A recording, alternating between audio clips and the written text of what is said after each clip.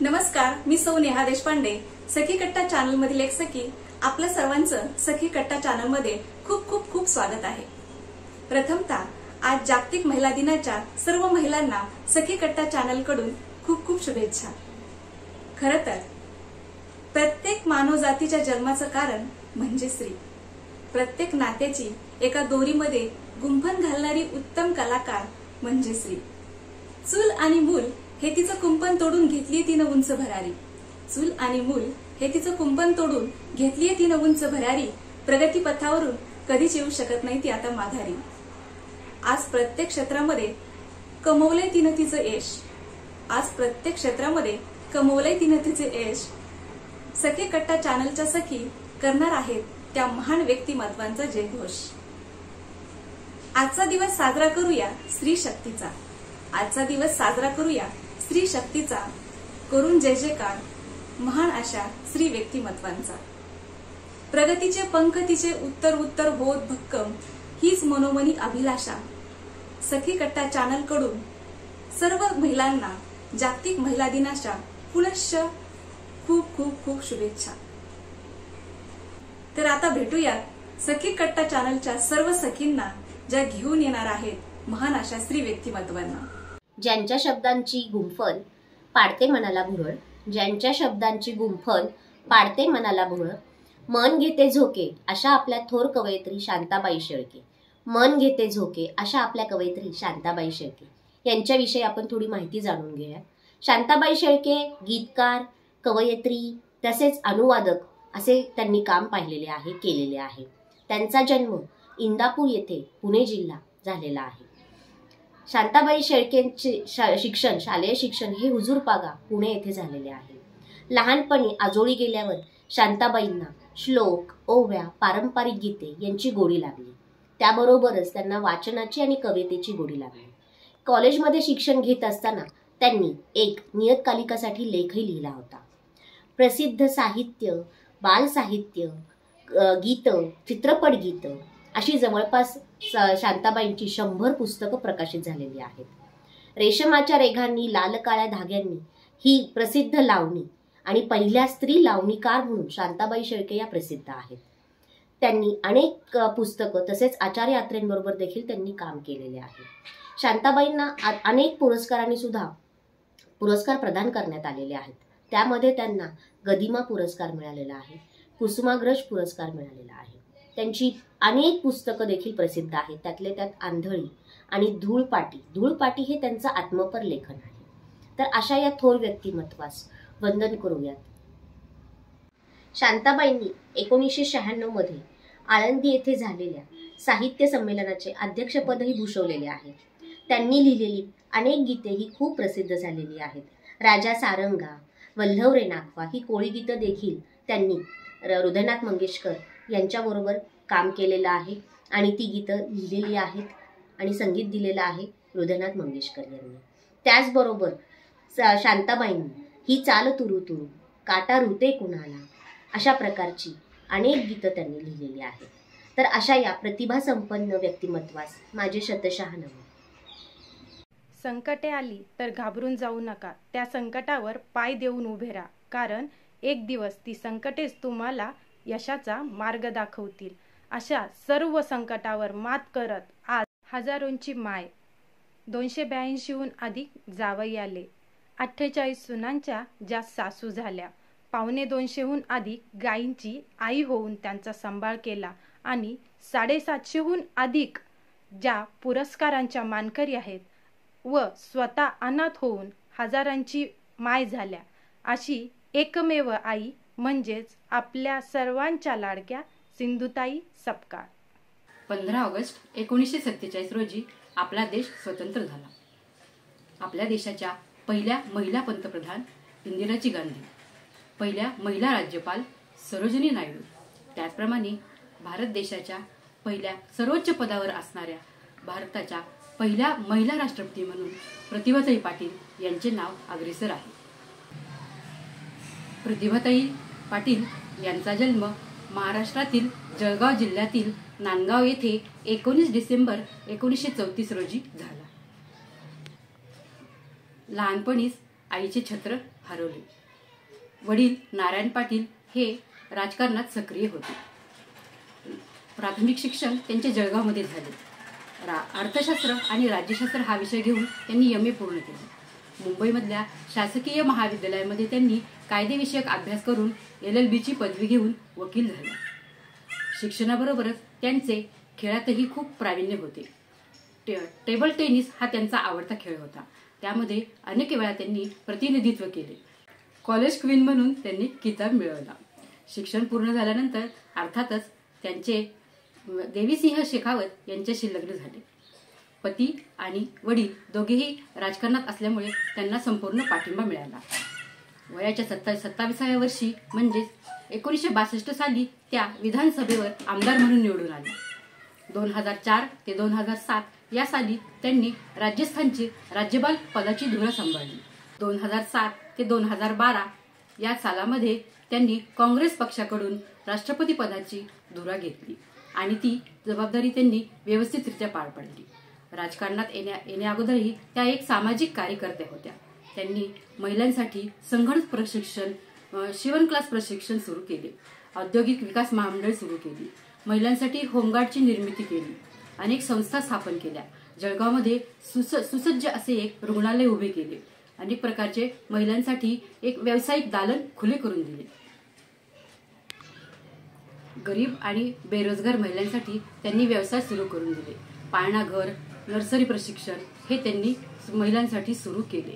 त्याचप्रमाणे ज्या महिला घरापासून दूर राहतात त्यांच्यासाठी वसतिगृहाची निर्मिती केली. महिलांसाठी व्यवसायाची नवनवीन दालने सुरू करून दिली. अशा या थोर कर्तबगार, कॉलेज ब्युटी क्वीन असणाऱ्या, धाडसी असणाऱ्या प्रतिभाताईंना आज महिला दिनासाठी मानाचा मुजरा. तसेच सर्व महिलांना महिला दिनाच्या हार्दिक शुभेच्छा. जय हिंद. हिंदवी स्वराज्याचे संस्थापक छत्रपती शिवाजी महाराज यांच्या मातोश्री राजमाता जिजाऊ यांच्या कार्याची प्रेरणा आपल्याला आजही मिळते. शिवरायांना त्यांनी बालपणापासूनच दिलेले संस्कार, त्यांचे केलेले संगोपन, त्यांना दिलेले प्रेम, आदर, शिक्षण यामुळे भारतभूमीला शिवरायांसारखा जाणता राजा लाभला. आई आणि मुलांचे नाते कसे असावे हेही आपण जिजाऊ आणि शिवरायांकडून शिकलो. कठीण प्रसंग आला तरी त्याला सामोरे जाण्याचे बळ कसे विकसित करायचे हे जिजाऊंनी वेळोवेळी शिवरायांना शिकवले. त्यांच्या संगोपनात त्यांनी मजबूत केलेला शिवरायांचा आत्मविश्वास, घडवलेले व्यक्तिमत्व यामुळे आज इतक्या वर्षानंतरही छत्रपती शिवाजी महाराजांविषयी कुतूहल, त्यांच्याबद्दल आदर, प्रेम कोणाच्याही मनातून गेलेले नाही आणि ते जाणे शक्यही नाही. स्वराज्य घडवणाऱ्या स्फूर्तीची ती एक मूर्ती होती. शहाजीराजांची ती एक वीर पत्नी होती. जाधव घराण्याची ती एक लाडकी लेक होती. भोसले घराण्याची ती एक आदर्श सून होती. आपल्या पुत्रावर महान संस्कार करणारी ती एक महान माता होती. स्त्री शक्तीचे प्रतीक असणाऱ्या त्या एक उद्गारक माता होत्या. प्रत्येक स्त्रीने त्यांचा आदर्श घ्यायलाच हवा. कारण तेव्हाच तर आपण म्हणतो जय जिजाऊ, जय शिवराय. अशा या मातेला माझा मानाचा मुजरा. धन्यवाद. स्त्री शक्तीला मानाचा मुजरा. धन्य धन्य ती माऊली. त्या माऊलीमुळे स्त्री सक्षम बनली, स्त्री स्वाभिमानी बनली, स्त्री शूर बनली. ती दुसरी कोणी व्यक्ती नसून ती साक्षात सावित्रीबाई महात्मा फुले आहेत. सावित्रीबाईंचा जन्म 3 जानेवारी 1831 मध्ये सातारा येथे झाला. सावित्रीबाईंच्या जन्मदिनाला बालिका दिन असे संपूर्ण भारतभर साजरा केला जातो. सावित्रीबाई या पहिल्या मराठी शिक्षिका होत्या. त्यांनी महिलांना शिकवायला सुरुवात केली. महात्मा ज्योतिबा फुलेंनी पहिली मराठी शाळा पुणे येथे भिडेंच्या वाड्यामध्ये 1848 मध्ये सुरू केली व त्याची प्रथम शिक्षिका सावित्रीबाई यांना बनवले. सावित्रीबाईंना त्या काळी मुलींना शिक्षण देणे खूप अवघड होते, कारण त्या काळी महिलांना घराबाहेर पडणे हे लोकांना मान्यच नव्हते. त्या काळी त्या पुढे येऊन त्यांनी स्त्री शिक्षणाचा उद्धार केला. त्यांनी लोकांचे अत्याचार सहन केले, म्हणजे त्यांच्या अंगावर दगडफेक, शेण मारणे, शिवीगाळ करणे या सर्व गोष्टींना जुगारून त्यांनी महिलांना शिकवले, मुलींना सक्षम बनवले. त्या व्यक्तीमुळे आपण आज सक्षम स्वाभिमानी आहोत. महात्मा ज्योतिबा फुले यांनी स्त्रीच्या उद्धारासाठी नवनवीन उपक्रम काढले. विधवाचा पुनर्विवाह, विधवांना शिक्षण देणे, नंतर अनुसूचित जाती धर्माच्या व्यक्तींना मदत करणे, ह्या सर्व प्रकारच्या चळवळींना सावित्रीबाईंनी बरोबरीने त्यांना साथ दिलेली आहे. सावित्रीबाई ह्या त्यांच्या कार्यात बरोबरीचा वाटा आहे. सावित्रीबाई जसे महात्मा ज्योतिबा फुले त्यांना सांगत असत, त्या पूर्णपणे त्याप्रमाणे त्यांच्या कार्यास मदत करत असत. सावित्रीबाई ह्या एक उत्तम स्त्री असून त्या उत्तम पत्नीही होत्या. सावित्रीबाई महात्मा फुले या स्त्रीमुळे खूप स्त्रिया घडल्या, खूप स्त्रिया वरच्या पदावर गेल्या, प्रत्येक क्षेत्रात उंच भरारी घेतली. म्हणून त्यांच्या कार्याला मानाचा मुजरा. धन्य धन्य त्या सावित्रीबाई फुले. हिंदवी स्वराज्यासाठी ज्यांनी भोगला एवढा त्रास, कानाही शिकवला गेला आम्हाला त्यांचा इतिहास. नमस्कार मैत्रिणींनो, मी स्नेहल लताड, सखी कट्टा मधील एक सखी. सर्वप्रथम तुम्हा सर्वांना महिला दिनाच्या खूप शुभेच्छा. तर आज आपण पाहणार आहोत महाराणी येसूबाई राणीसाहेब यांच्याविषयी माहिती व त्यांचे कार्य. महाराणी येसूबाई या संभाजीराजे यांच्या पत्नी व शिवाजी महाराज यांच्या त्या सुनबाई. त्यांच्या वडिलांचे नाव पिलाजीराव शिर्के, त्यांचे माहेरचे नाव जीवाबाई हे होते. महाराणी येसूबाई या 30 वर्ष मोगलांच्या कैदेत राहिल्या. त्या खूप शूर, वीर, धाडसी अशा महिला होत्या. संभाजी महाराज जेव्हा मोगलांच्या कैदेत अडकले, त्यानंतर संभाजी महाराजांच्या येणाऱ्या बातम्या सोबतच रायगडाला पडलेला वेढा या सर्वांना महाराणी येसूबाई यांनी खूप खंबीरपणे तोंड दिले. त्या न डगमगता या सर्व परिस्थितीला सामोरे गेल्या. त्या खूप शूर, वीर, धाडसी वीरांगणा होत्या. अश्रूंचा बांधही फुटला, धीरही खचला. काळीच तिचं वाघिणीचं अवतार शोभला रणरागिणीचा. तर अशा आहेत आपल्या थोर युवराज्ञी महाराणी येसूबाई राणी साहेब. त्यांना त्रिवार वंदन. नमस्कार मैत्रिणींनो, मी कविता सोळंके.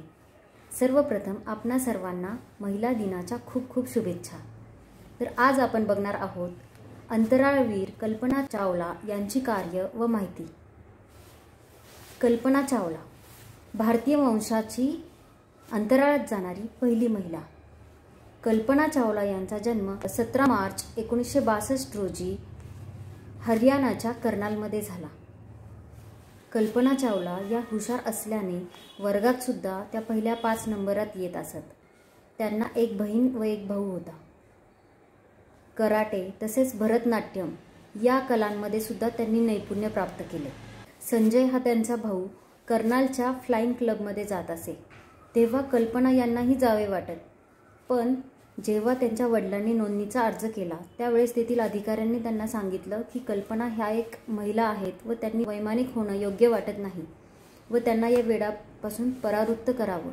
यानंतर कल्पना चावला यांनी पंजाब विद्यापीठातून एरोनॉटिकल इंजिनिअरिंग यामध्ये पदवी मिळवली व त्यानंतर अर्लिंग्टन टेक्सास या विद्यापीठातून त्यामध्ये मास्टर्स केले.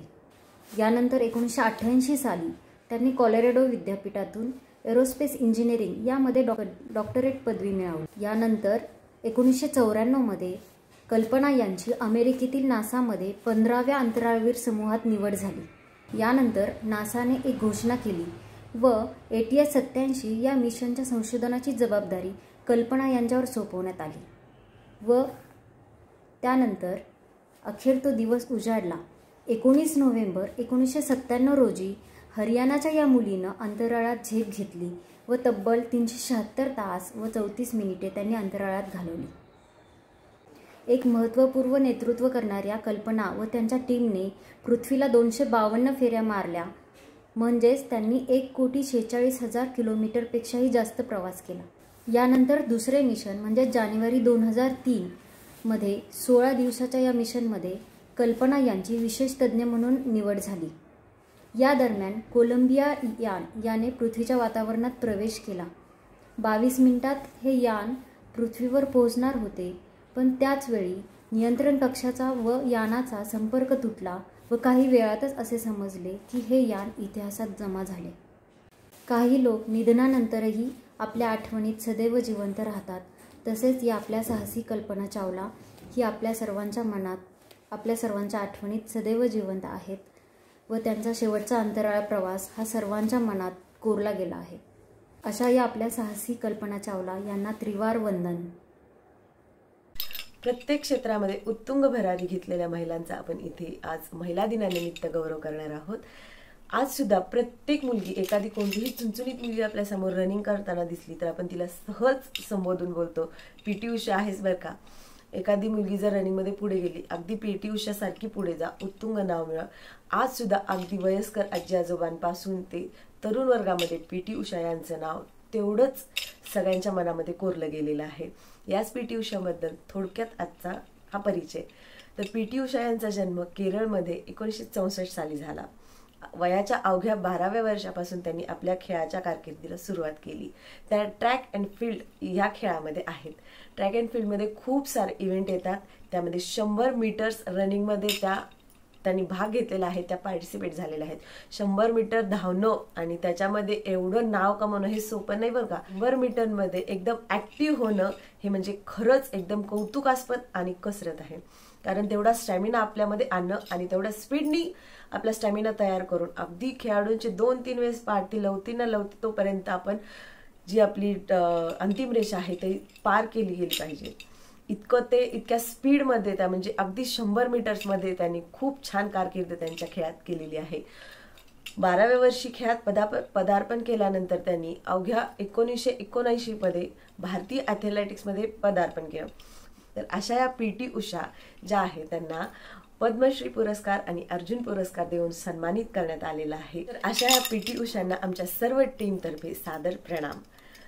तर हा झाला पीटी उषांचा परिचय. तर आजच्या या व्हिडिओमधून आपण सर्व जो आपल्या महिला आहेत, गृहिणी आहेत किंवा ज्या कोणी प्रत्येक फील्डमधल्या आपण आहोत त्यांनी स्वतःबद्दल तर आदर बाळगलाच पाहिजे.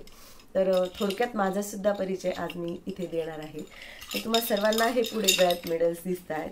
ते मेडल्स मी या व्हिडिओसाठी आणलेले नाही, तर हे माझे स्वतःचे मेडल्स आहेत. जेव्हा मी शाळेत असताना, कॉलेजला असताना माझ्या ज्या गेममध्ये मी माझी कारकीर्द केली होती, माझ्या गेममध्ये मी खेळले होते, तेव्हा मला मिळालेले हे मेडल्स आहेत. मेडलसोबतच ट्रॉफ्याही तितक्याच आहेत.